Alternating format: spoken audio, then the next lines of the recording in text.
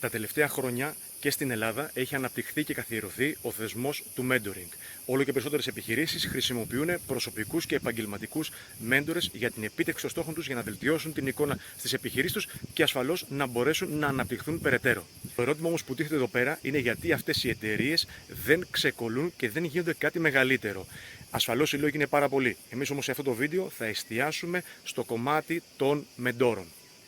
Το κανάλι είναι ελεύθερο και προσβάσιμο σε όλους. Ωστόσο, για να μπορέσει να συνεχίσει να υπάρχει, χρειάζεται και τη δική σας στήριξη. Αυτό μπορεί να γίνει πολύ απλά μέσω της PayPal.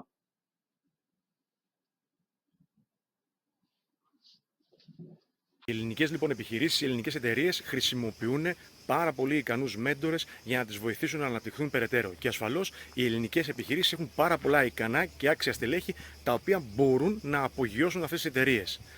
Όμως αυτό που παρατηρείται είναι η στασιμότητα. Δηλαδή, πάρα πολλά από αυτά τα άξια και ικανά στελέχη προτιμούν να ακολουθούν το ρητό που λέει «Κάλιο πρώτο στο χωριό, παρά δεύτερο στην πόλη». Πώς λοιπόν μπορούν να ξεκολλήσουν από αυτή την αντίληψη και να αναπτύξουν τις επιχειρήσεις τους και να γίνουν κάτι πολύ πιο μεγάλο και πιο σπουδαίο? Η απάντηση είναι πάρα πολύ απλή. Θα πρέπει να ρισκάρουν, άλλωστε είναι άνθρωποι που ρισκάρουν, και να συνεργαστούν με περισσότερους διαφορετικούς εναλλακτικούς μέντορες. Πιο συγκεκριμένα, προτείνω να συνεργαστείτε περίπου με 3 μέντορες. Δηλαδή, να χρησιμοποιήσεις ως εταιρεία 3 διαφορετικούς μέντορες. Τώρα, σε ποια χρονικά διαστήματα θα το κάνεις, αυτό είναι δική σου επιλογή. Μπορεί τον ένα χρόνο να χρησιμοποιήσεις τον ένα, τον δεύτερο τον άλλον, τον τρίτο το επόμενο, ή και σε πιο μικρά χρονικά διαστήματα. Όχι ταυτόχρονα όμως. Αυτοί λοιπόν οι 3 μέντορες θα πρέπει να είναι διαφορετικοί μεταξύ τους. Ο πρώτος μέντορας θα πρέπει να είναι κοντά στο πνεύμα της εταιρείας. Θα πρέπει να είναι οι σπουδές του και η κατάρτισή του παρόμοιες, αν όχι ακριβώς οι ίδιες με αυτές που είναι στην εταιρεία, με το πνεύμα της εταιρείας. Θα πρέπει να είναι εστιασμένος στους στόχους και αυτό θα πρέπει μόνο να τον αφορά.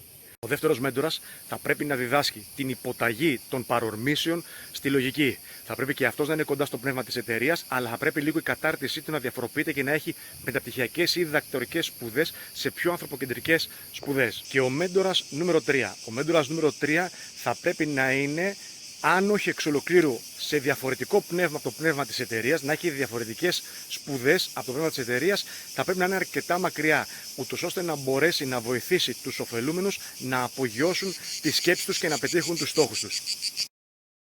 Το πρόγραμμα λοιπόν αυτών των 3 μεντόρων εφάρμοσε ακριβώς και ο Φίλιππος της Μακεδονίας, ο πατέρας του Μεγάλου Αλεξάνδρου. Και τι πέτυχε? Πέτυχε ο Αλέξανδρος να μην είναι απλά ένας τοπικός φύλαρχος, ένας τοπικός βασιλιάς στη Μακεδονία και την Ελλάδα, αλλά να δοξαστεί στην Ανατολή ως ο Μέγας Βασιλιάς, ενώ στην Ινδία και την Αίγυπτο να θεοποιηθεί.